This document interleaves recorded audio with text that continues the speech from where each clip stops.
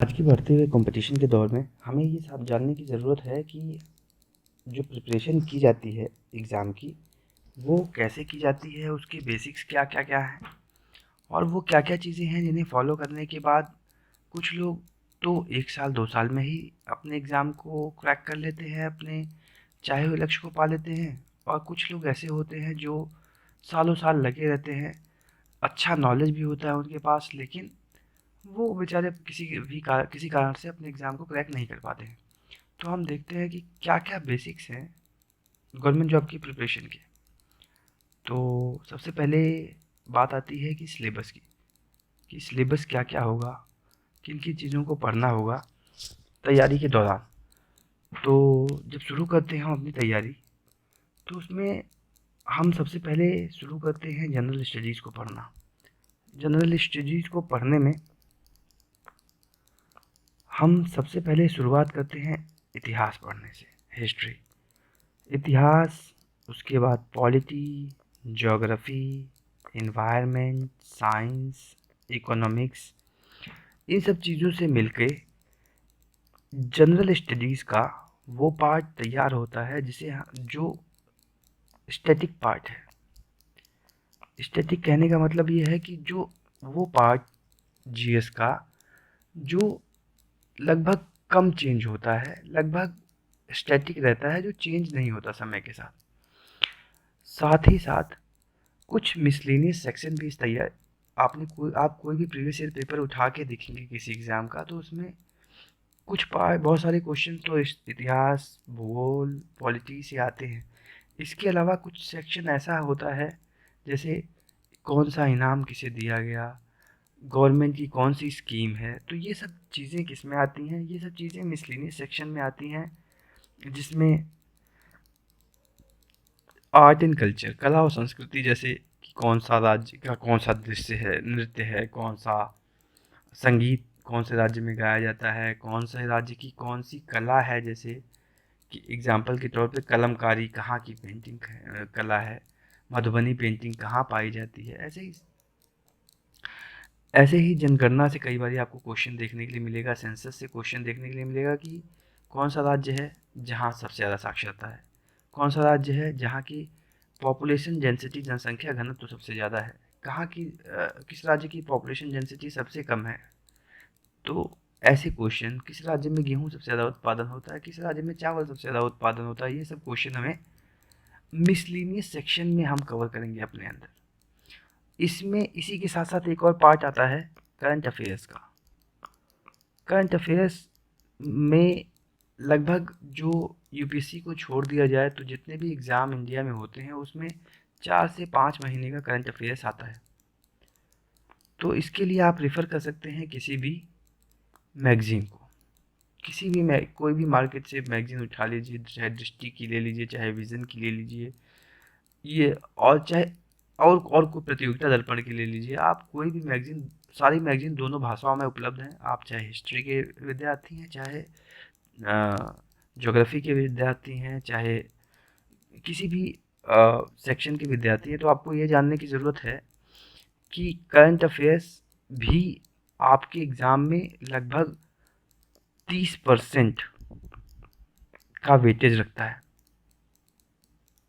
तो आप जीएस के स्टैटिक और डायनेमिक दोनों पार्ट पे फोकस करें। इसके अलावा हम जो वीडियो प्रोवाइड करेंगे अपने चैनल में, ये वीडियो इन सब चीज़ों के लिए इनफ होगा। लेकिन अगर आपको लगता है कि नहीं, आपको और भी कुछ करने की ज़रूरत है, तो आप कुछ बेसिक्स किताबें हैं जिन्हें आप रेफ़र कर सकते हैं। जैसे एंशिएंट हिस्ट्री के पार्ट के लिए आर एस शर्मा की किताब, मेडिवल के लिए सतीश चंद्रा की किताब, मॉडर्न के लिए स्पेक्ट्रम की किताब, और पॉलिटी लक्ष्मीकांत से आप रेफ़र कर सकते हैं। ज्योग्राफी के लिए 9th 11th 12th की एनसीईआरटी प्लस 9th 10th की एनसीईआरटी भी आप रेफ़र कर सकते हैं। एनवायरनमेंट और साइंस के लिए मैं आपको एनसीईआरटी और कोई भी रिसोर्स पढ़ने के लिए नहीं कहूँगा। सबसे बेटर होगा कि आप हमारे चैनल पे अवेलेबल सारे वीडियोस देख लें, जिससे क्या होगा कि आप किसी भी एग्ज़ाम को क्वालिफाई आराम से कर लेंगे। अंग्रेजी में एक कहावत है कि jack of all and master of none. मतलब आप क्या करने की कोशिश कर, मतलब आप हर चीज़ में कम से कम आपकी इतनी कमांड हो कि अगर उससे 15 क्वेश्चन आते हैं तो उसमें से आप 12-13 क्वेश्चन लगभग हल कर पाएँ, तभी आप उस एग्ज़ाम को क्वालिफाई करें। आपको मास्टरी की ज़रूरत नहीं है किसी में, आपको बस अपना आपका आपको हमने अपने हर क्षेत्र में एक एवरेज नॉलेज की ज़रूरत है, तो उतना नॉलेज अचीव करने की ज़रूरत है। Not average, above average. उसके बाद क्या होता है कि इकोनॉमिक्स इकोनॉमिक्स आप 9th 10th प्लस 11th की एनसीईआरटी है इकोनॉमिक डेवलपमेंट की, आप उसे पढ़ सकते हैं, और 12th की मैक्रो इकोनॉमिक्स। लेकिन इन्हें भी पढ़ने की ज़रूरत नहीं है। जो आपको कॉन्सेप्ट वीडियोस प्रोवाइड किए जाएंगे हमारे चैनल में, वही इतना कैपेबल होंगे कि आप बेसिक्स इकोनॉमिक के समझने लगें और इकोनॉमिक्स के बेसिक क्वेश्चन कर पाएँ। इसके अलावा आप सही समय पे सही सफलता पाने का जो मूल मंत्र है वो इससे है, ये जानना कि आपको क्या क्या करना है। इससे भी ज़रूरी ये जानना है कि आपको क्या क्या तैयारी के दौरान नहीं करना है।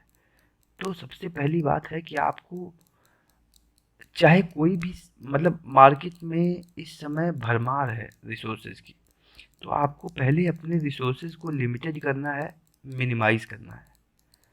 जैसे कि आप किसी भी चैनल को फॉलो कर रहे हैं तो एक ही चैनल पे स्टिक करें, उस पर भरोसा करें।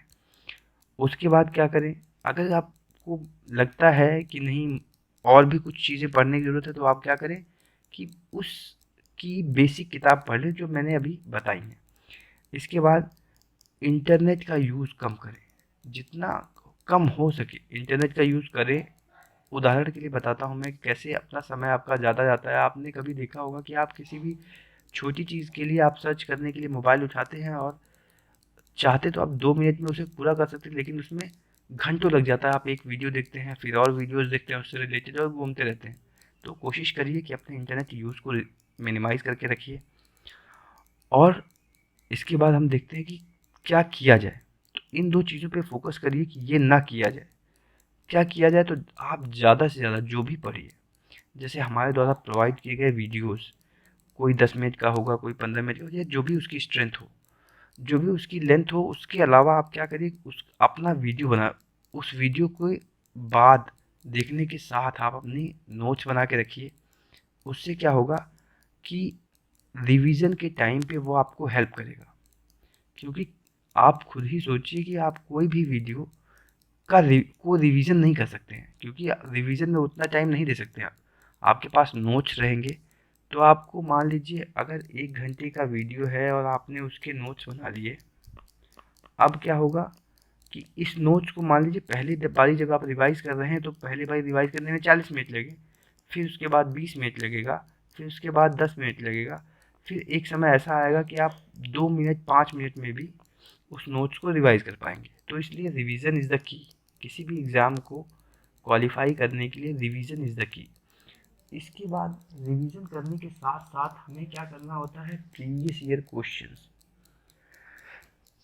अब तक जो भी फेलियर मैंने देखा है, जो जिसपे लोग फेल होते हैं जहाँ, वो यही है।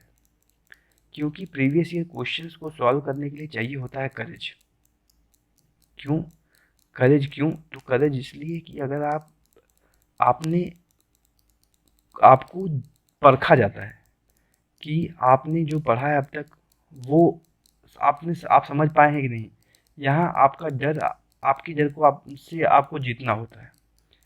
डर के आगे जीत है, इसे समझिए और प्रीवियस ईयर क्वेश्चंस करिए। जितने ज़्यादा प्रीवियस ईयर क्वेश्चंस करते जाएंगे, आपका नॉलेज उतना रिफाइन होता रहेगा। प्लस क्या करिए कि प्रीवियस ईयर क्वेश्चंस को करिए, जो क्वेश्चन आ रहा है ठीक, जो नहीं आ रहा है उसे अपने नोट्स में ऐड कर लीजिए कि इस टॉपिक के प्रीवियस ईयर क्वेश्चन का ये चीज़ नहीं आ रहा था, या ये चीज़ नहीं मिली मुझे। अच्छा, ये चीज़ यहाँ भी हेल्प करती है कि आप क्या करते हैं कि मान लीजिए कि आपके नोट्स में कोई चीज़ नहीं थी या हमारे वीडियो में कोई चीज़ नहीं थी, क्योंकि कोई भी रिसोर्स ऐसा नहीं है जो यूनिक हो अपने आप में और जो सारी की सारी चीज़ें एक साथ कवर कर पाए। तो अगर एक दो चीज़ मिस हो जाती है और आपको वो प्रीवियस ईयर क्वेश्चन में या किसी भी क्वेश्चन में मिलता है, तो आप क्या कर लीजिए, उसे अब इसी नोट्स में ऐड कर लीजिए। आपने वो एक लाइन ऐड कर ली, ना कि ऐसा करिए कि अगर आपको कोई चीज़ एक नई चीज़ मिली, अब आपने वो चीज़ कहीं दूसरी किताब में देख ली तो आप उस पूरी किताब को पढ़ने बैठ जाइए। ऐसा मत करिए। नई चीज़, नया क्वेश्चन कुछ मिलता है तो अपने नोट्स में ऐड कर लीजिए उसे। तो यही एक स्मार्ट स्ट्रेटजी है। तो क्या करेंगे हम अपनी पढ़ाई के दौरान भी समय समय पे हमें क्या करना चाहिए क्या नहीं करना चाहिए उसे देखते रहेंगे। इसके अलावा हम कोशिश करेंगे कि जितना मिनिमाइज हो सके, जितना टू द पॉइंट हो सके, उतना हम मटेरियल आपको प्रोवाइड कराएं। धन्यवाद।